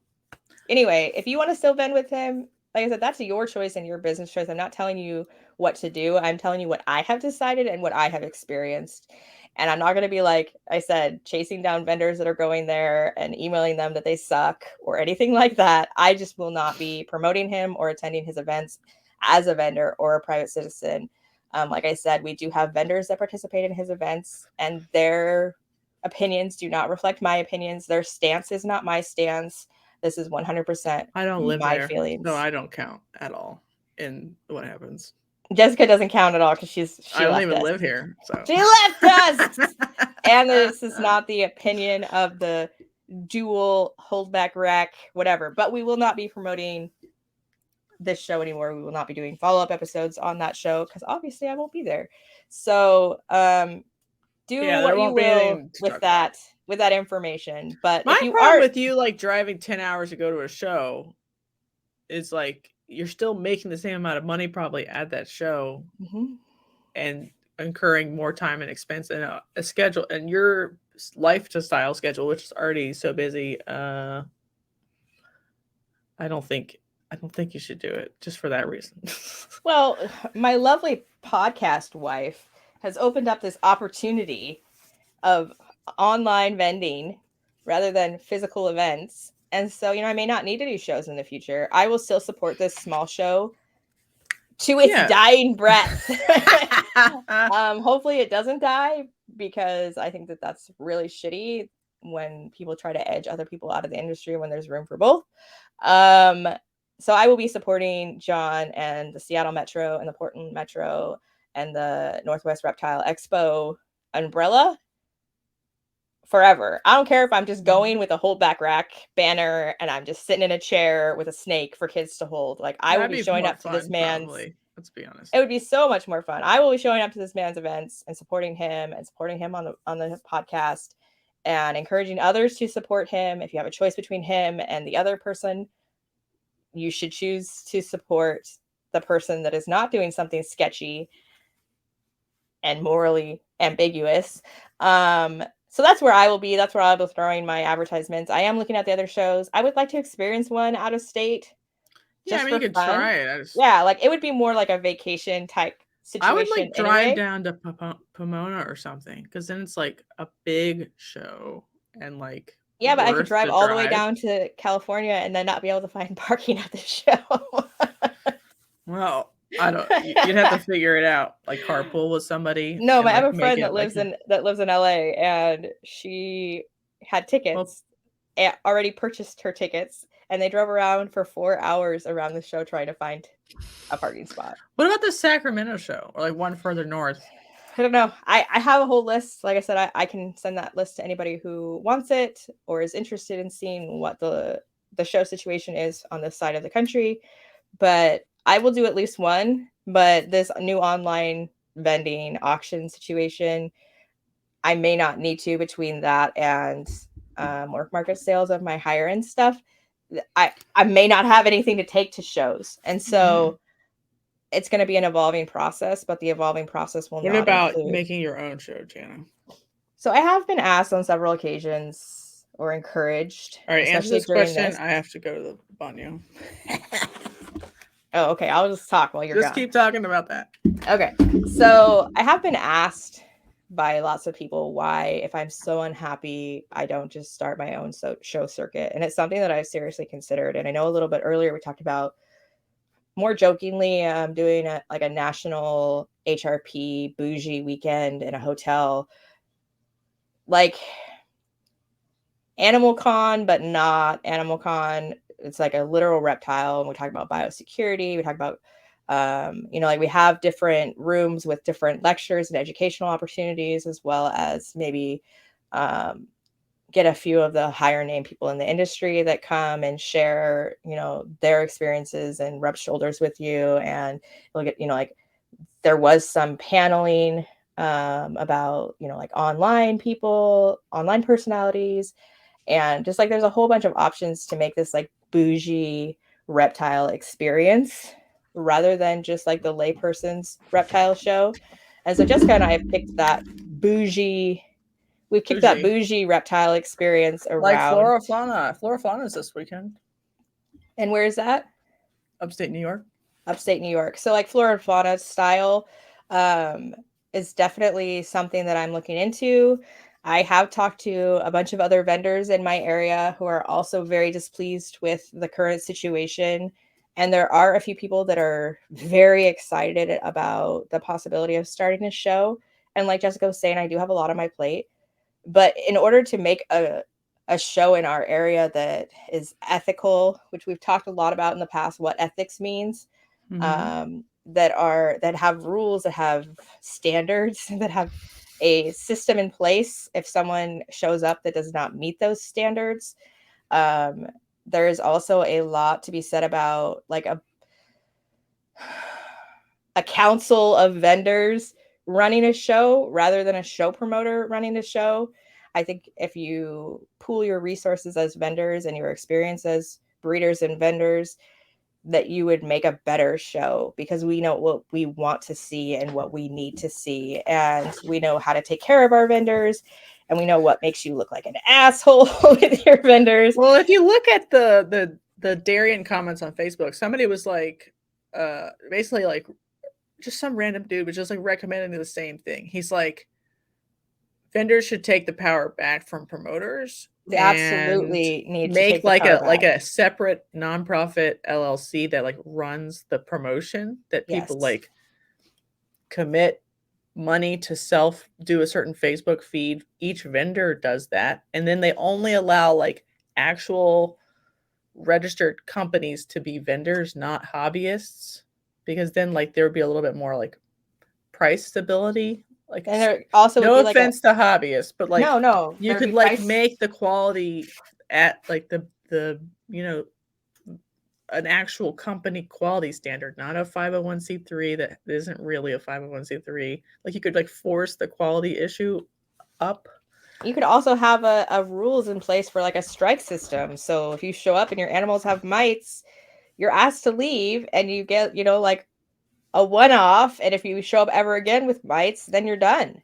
But you don't get to set up for the show if you come in and you have mites. Like, you have to go home. Right. I was told about the other place that they let dead animals in the garbage can come back over and over again because they didn't have enough vendors to fill tables. And that's why they let them come back. Yes. I would rather take down tables and only fill half the building than allow people with mites and dead animals on their table. Right. It's a lie. It's a lie to make up, to get money. Like, well, also, it has nothing to do with making the show better or filling up the space. Well, I understand that, like, people have a life and people have bad things happen in life, and people, sometimes the animals suffer if you're going through something big in your life, but don't come to a show. If your animals aren't being fed properly, if your animals are covered in mites, if you're experiencing a hard time in your life, don't go to the show and bring those animals. Skip that one, like, I think a premium small show could do well in that area because it's expensive and bougie anyway. So there's a lot Seattle's fucking expensive. So, like, it's way expensive. People would be like, this is the bougie experience. This has like talks from local herpetologists in the corner. It's at a cool hotel or something. Tickets are expensive, but you're supposed to fly in from around the country for like premium. You can even like pick a species. It could be like mostly ball pythons on purpose the first time. Yeah, so there's I don't know, whatever. A big group of us, and I'm definitely not leading the charge. I don't want to make it sound like this is my doing. But I have been trying to connect all the people that I've been talking to that are also upset together, like a council of vendors to produce some kind of premium show in this area. It is definitely on the horizon. Could be in the summer. Summers in the Pacific Northwest are like really beautiful. So it's like a destination too. Right. So yeah, we would love to have a national type show here, even if it's not NARBC, even if it's of our own creation, but we would love to be able to draw the national eye to us, once a year would be great. So there's been a lot of talk about it. There's been a lot of talk about transparency. If it was like a council of vendors that was running it as like an LLC umbrella or something, we would want to show people door numbers. We would want to show people like there is a US ARC auction, but there's never been any evidence of that money being donated. I'm not saying that he isn't donating it, but there's no transparency. And so, like, if we had a US ARC auction, it's a silent auction, everybody. Also, it's a silent auction, not like a after show fun auction. No, it's lame and loud at the end of a show. But if you are doing a charity auction at your show, transparency would be great. For me, yeah, just posting on the website how much you raised each time. How much you raised, or like handing the big fat check over to the US ARC representative at the US ARC table or whatever, something like that. I think it's just as good for the community when you're that open and transparent. Like I said, I'm not saying that anything is happening at these shows. I have zero evidence or thoughts in that direction. I'm just saying that I really appreciate transparency, and there hasn't been any. And so if you're having, biosecurity talks, and you're having herpetologist talks, and you're having this US ARC auction, having transparency in that as well, I think makes it a higher end event, because people see that what you're doing and they're trusting what you're doing. And I think in the reptile industry, a lot of us go out of our way to be transparent, to be upfront, to show what is really happening, to build trust in the community. And I would love to see a show run that way, rather than just a dollar for dollar that I'm not really going to tell you what. I always think about like the pop-up shows like in Korea, where like literally like 3 gecko people, like leopard gecko people, be like, all right, let's just like rent the tiniest little office room, but it's like in Seoul, so like it's easily commutable to get there. So like this is like high-end gecko bonanza. There's 8 tables. I'm not saying that's what you'll do, but there's obviously like, and then we have the Smoky Mountain thing that just happened in Tennessee. It was not for a charity. profit. It was a So charity they got a very expo. good price on the room. So they donated all $3,000 to Boys and Girls Club. I don't know how the vendors did, but it was all like very close and very small for those vendors. So those sort of like micro shows I think can work. Bougie destination shows can work. We don't have to just like literally let all of the, wholesalers and mite people in just because we need to fill the venue or something. We can make Right. Well, and choices. I feel like the smaller show physically walks the entire show before it starts, because I know that I have been questioned several times about, these are captive bred animals, you don't have mites. Like, I've been asked important questions on multiple occasions, even though there was zero indication. I mean, who has imported ball pythons, but they're asking important questions every show. Mhm. Not necessarily every vendor every show, but they are walking the show.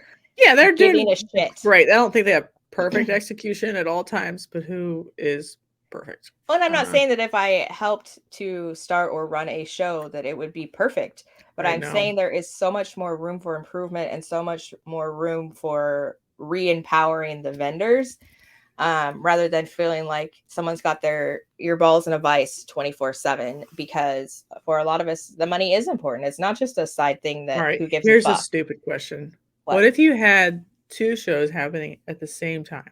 One of them is a reptile selling show, and one of them is explicitly a reptile education show in the same hotel, but two different rooms.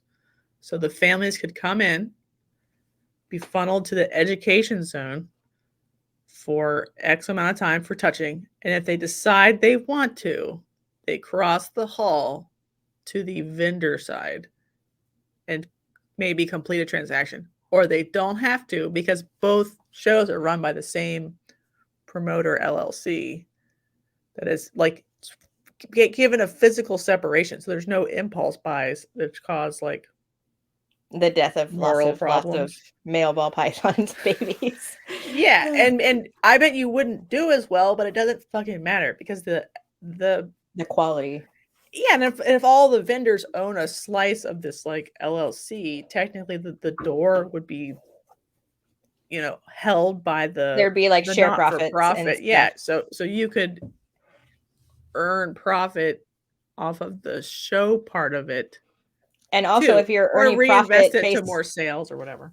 right, and if you're earning profits on the door sales, it encourages you to promote the show more. Or if you have rules that if you're a vendor, you have to promote the show so many times prior to the show. I mean, there are lots of things in place that you could be doing that are going to benefit everyone. Right, that are different than what's happening now. Yes. And so I think that's in the works, and I think that there's some really good people that are getting behind it, and I'm really excited to see where that goes. I'm also excited to see what's going to happen with this monthly auction we're doing. Can you tell me again, the Menagerie, is that what they're called? Morph Menagerie? Morph Menagerie? Is that who's doing the online auction that we stole our ideas from? AJD Reptiles. They're two separate companies. They just meet up so they can like combine boxes, basically. Congratulations on a beautiful idea. I'm excited to see how that develops for us and for the ball python industry. I just think really good things are in the work. So even though I will no longer be doing the show that I enjoyed the most because of the gross feelings I get from the promoter, there are lots of really positive things in the pipeline coming up that we will obviously be keeping you guys abreast of. I just felt like saying abreast. Mm-hmm. So that is definitely a possibility. I don't think that I will be the lead person. If it has to be, then I absolutely will take charge and just fucking grab the bull by the horns and ride it all the way to the sunset. But I think there's enough of us that are excited that we can share the load, and it won't be this overwhelming one person army thing, which I don't think is good anyway. I think that's where priorities get skewed, ethics get skewed, profits. Well, it would be very communist of you to do like a 10-person cooperative agreement with legal doc. I think it'd be better to do that. It would be like the formation of USARC, where a bunch of people just like, let's write articles of Articles make of it a intention. 501c3 and put money in, and we'll start it and just let it go. That's the board currently. So you would make a board, and then maybe somebody's even like paid to run the show, not as a vendor, but as like a promoter. But that's a person paid by the nonprofit to run it. And then what, I don't know. You would have it would be good, but I don't have no idea if it's possible. There's also the idea has been kicked around that there will be a regional representative. So like if there's someone in Spokane that's trying to run a single show, and there's somebody in Seattle that wants to run a single show, and someone in the middle of Oregon that wants to run a single show, somebody in Boise that wants to run a single show, that we all combine our efforts under one umbrella and have the same standards, the same name, the same like rules and ideas, but that single person is responsible for the promotion and the setup and like the finding the location and things, and they bring it back to the board. Like that's something else that's been kicked around, but there's been a lot of interest in that, and so I don't think that we will have any trouble moving that forward. I have no idea how long of a timeline that is we're even looking at, because like I said, it's in the very like early processes. Yeah, the problem with doing anything as a group is it would take 2 years longer to do anything. But if one person did it by themselves and did a good job, it probably would be faster. But then, like, you know, then it could create the it same could type make of another problem. Yeah.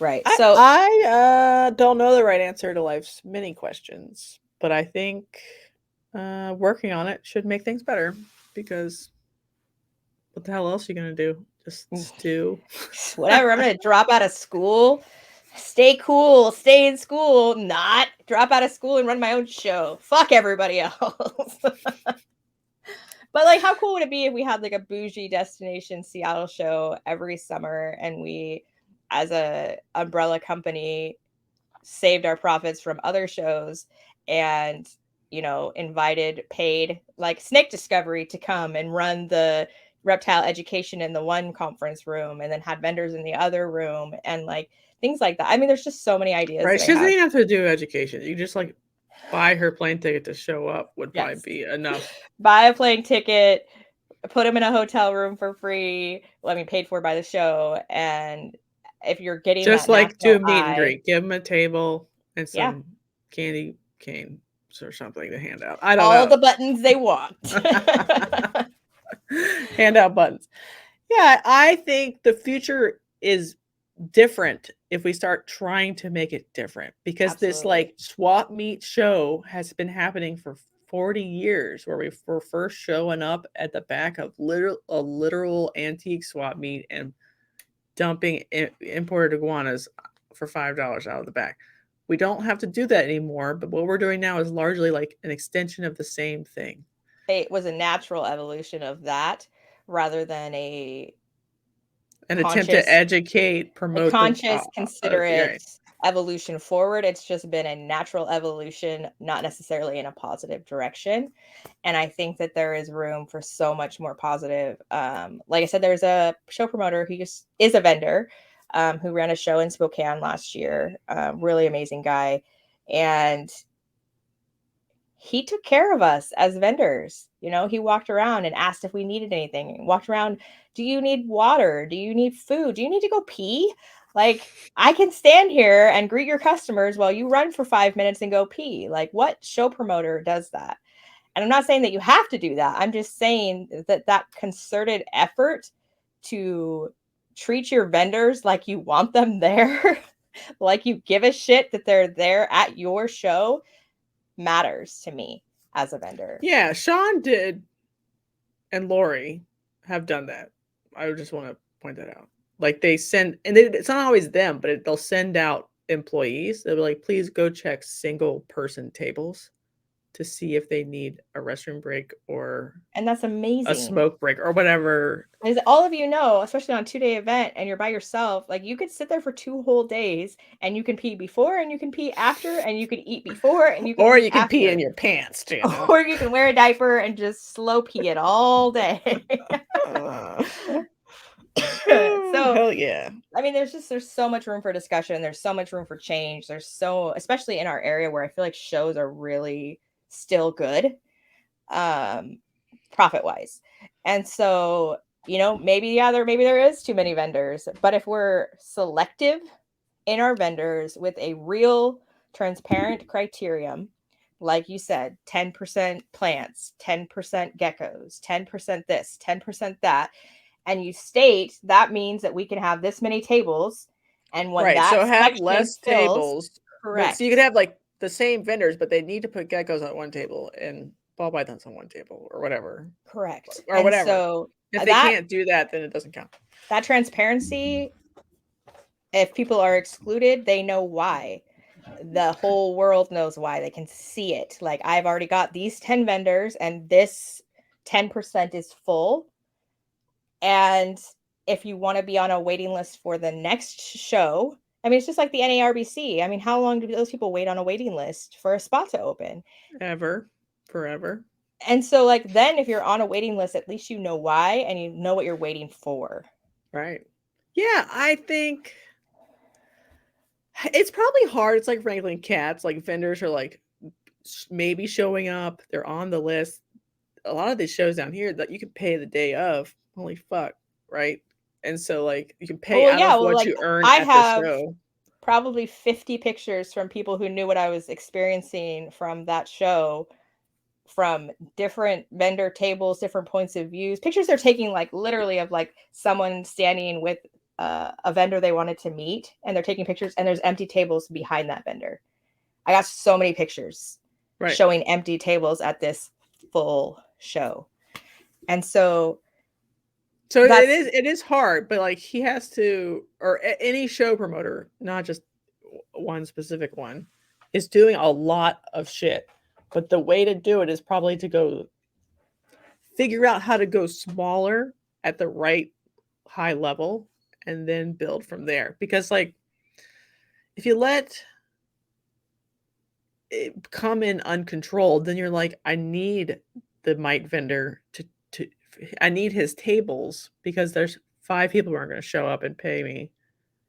But if you knew you had like reliable people, you knew they would show up, then you wouldn't need to keep the mite vendor because you knew all the tables would be full. Exactly. I think. I'm not a show promoter though, so what the fuck do I know? All right. I don't even think we got to all of our bullet points, but I think we're done. We are done. It's 2 hours. This was supposed to be a 45-minute episode. We fucked up. Jana fucked up. Sorry, guys. Oops. So you get us for 2 hours again-ish. And she's probably going to leave in the fact that I said I had to go pee. I had to go pee too. I might leave that in. You don't know. Yeah, you never know. There's going to be Easter eggs again. Life is complete. Anyway, it's like, the decision to do a show is up to you, but to me it's never been clear cut. Like, obviously you do a show because you sell so many animals. Fuck no. Even if you sell a ton of animals, you still might literally make no money. So, like, do you want to give away animals for free? That's what you're doing, basically. So you have to really think about it. I would try it for sure. See if you like it. Maybe you love it. You don't care because you're giving away animals for free. Yeah. But it's not as simple as once you get in the show, you're making bank. Let's just say goodbye. All right. Bye, everybody. Bye, dummies. All right. You thought this was live, didn't you? Didn't you? We tricked you. Bye.